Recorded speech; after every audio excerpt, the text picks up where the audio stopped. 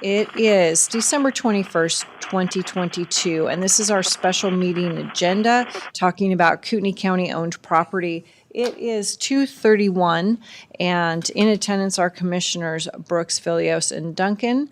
Are there any changes to the agenda? No. All right, hearing none, we will get on with our first business meeting or business item. And this is a discussion with property owners and real estate agent regarding access to privately owned property through Kootenai County-owned parcel.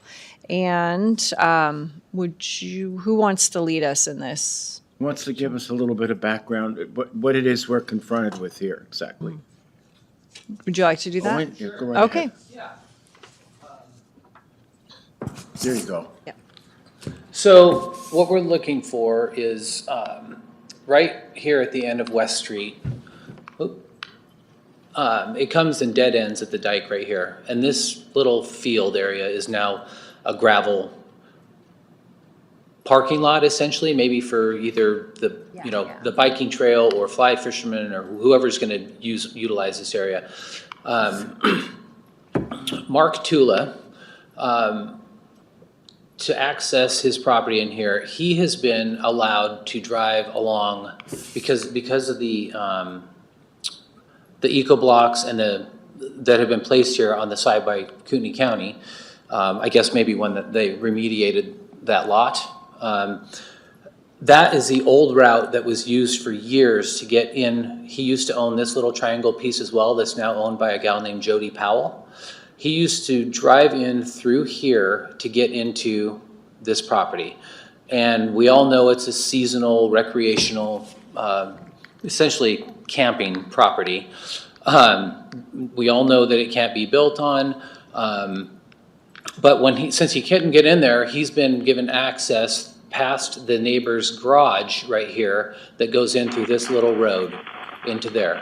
Well, when we put it on the market, when the neighbor found out that it was on the market, he said, "Hey, Mark, I'm okay with you using this access past my garage, but whoever buys this, like if I don't know them, I'm not happy letting them drive through my property every time to get in here." So all we're asking for is at the end of West Street here is an easement through right along the bottom edge of the dike into that old driveway to Jody Powell's property, where when they traded properties a couple of years ago, they created an easement through this little triangle piece. So all we're looking for is access to get along the old driveway, the old road that's still there. There's a metal gate that Mark had put up years ago that is just past the current cement eco blocks that are there as well. So we would just need access to get across the gravel into the old driveway and into the property.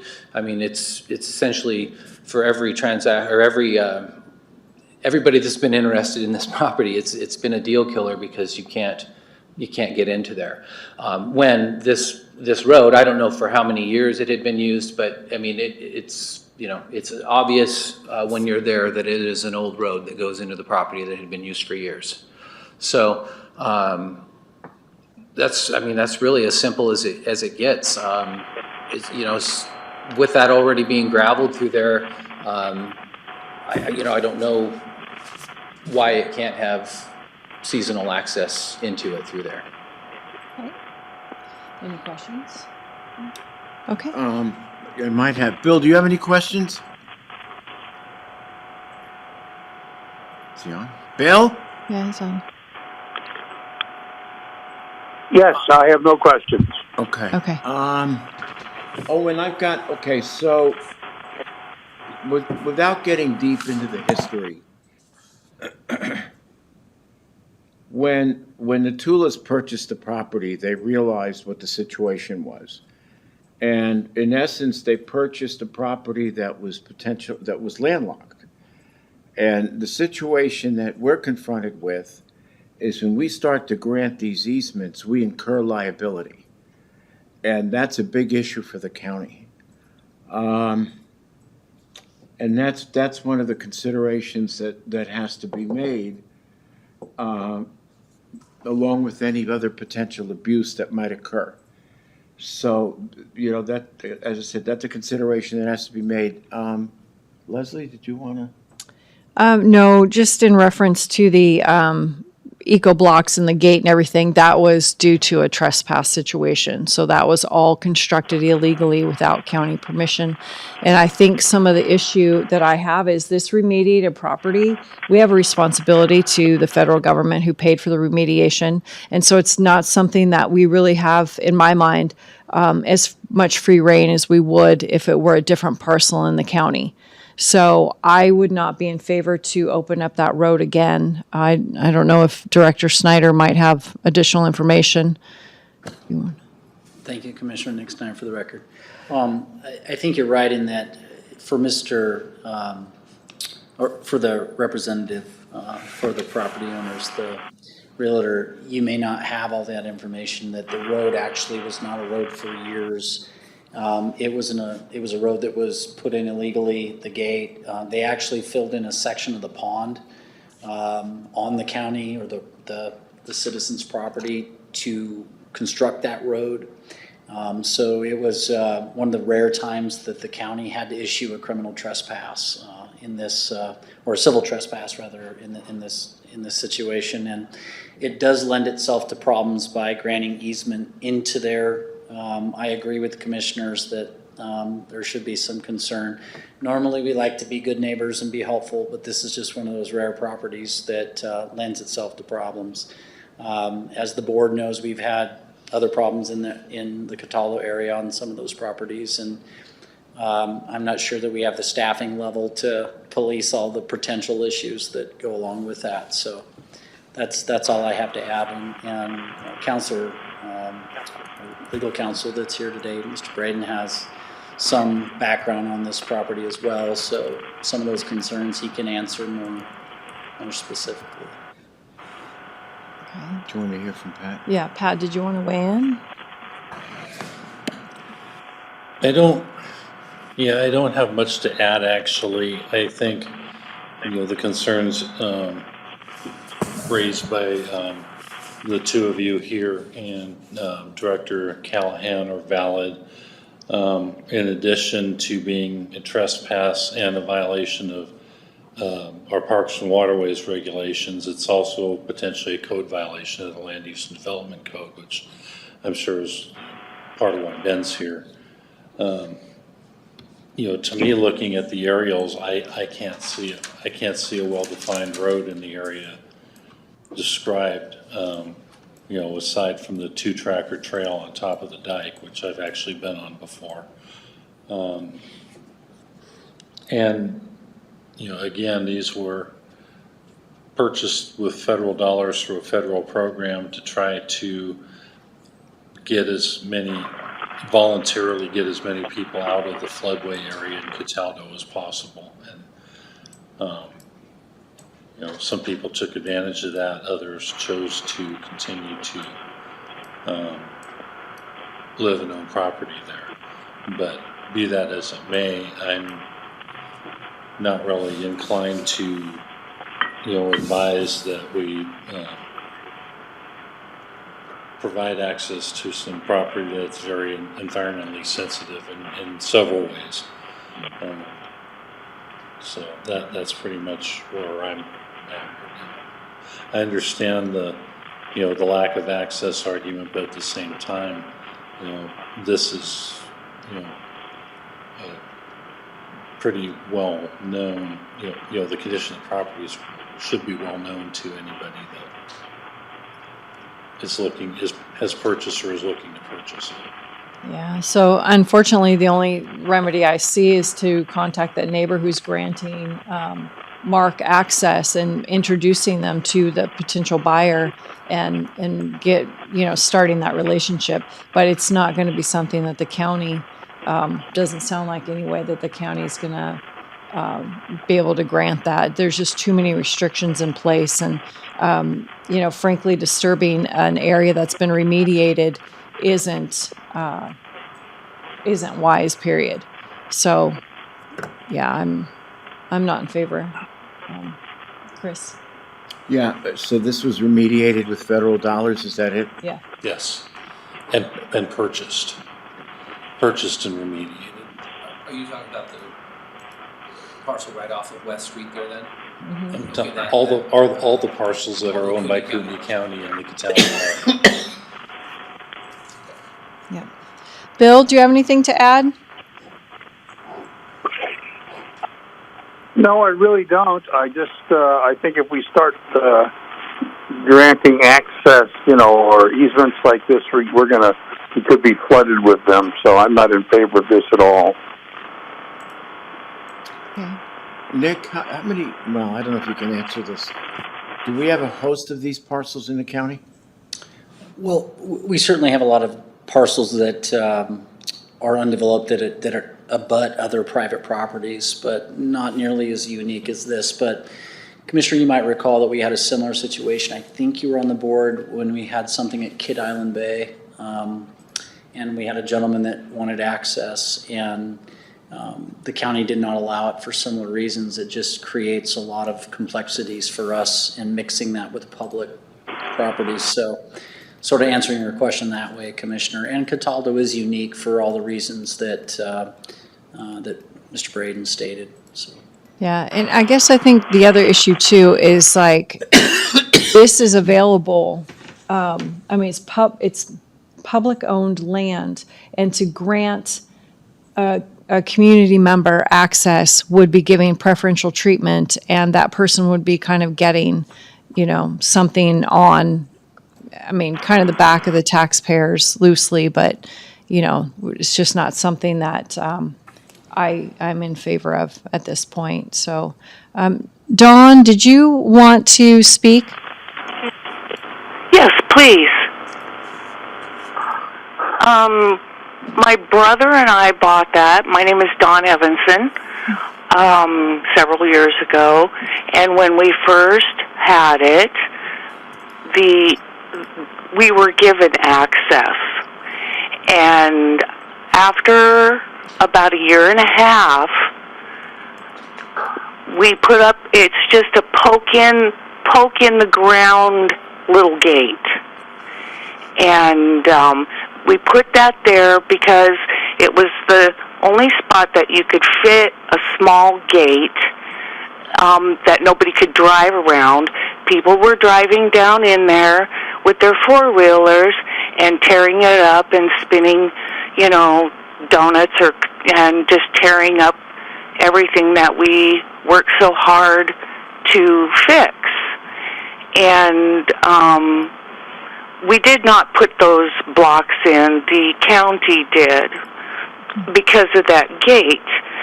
Well, they left a note on the gate to call, but we weren't down there, and we were supposed to call at a certain time, but we didn't go down there, and so we did not know that the note was there. So, and before it was remediated, there were signs all over that you could park there, and as long as you didn't park overnight, which is something that we never did, but many people did when they walked down to the river to go fishing or ride their four-wheelers. But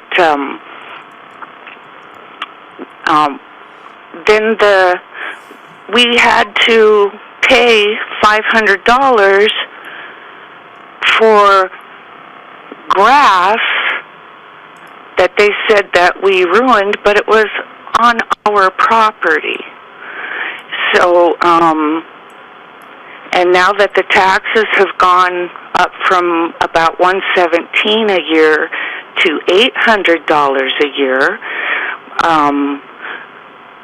I don't know, I just don't think that it's hardly fair that we pay $800 a year for something that we can't even access, because the neighbor doesn't really want. My brother has moved out of state, and we can't, my husband and I can't access it because my brother and the neighbor guy were friends, but he doesn't even want me or my husband to go on his property. So, I just, that's really, and we didn't put those cement blocks there, the county did. They took down the signs that said that you could park there except for at night. We did have access, we were granted access, and that's what we were using. And because of the little gate, that's just a poke in the ground kind. Easily, I could pull it up myself, but the county has chainsawed a large tree over the top of it. I'm too old to run a chainsaw. I don't have a chainsaw that large. I'm an older woman, and my husband is older, and I don't know. That's all I really have to say. Okay, Director Snyder? As to the ecology blocks, she's correct. Those were installed after the trespass many years ago. So that sort of blocks that old access road's been there many, many years, since 2016 or the spring of 17, I think. I'm saying that from memory. But as to the parking there, the public is absolutely, like Dawn stated, is allowed to park there. We have some signs up for day use only, and that hasn't changed. It's was that way before the remediation and after. So. Okay.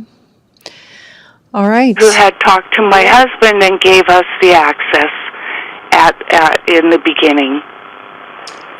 I'm sorry, Dawn. It was hard to understand what you were saying. Did you say that the county allowed you access? Yes, I believe it was Mr. Snyder, actually.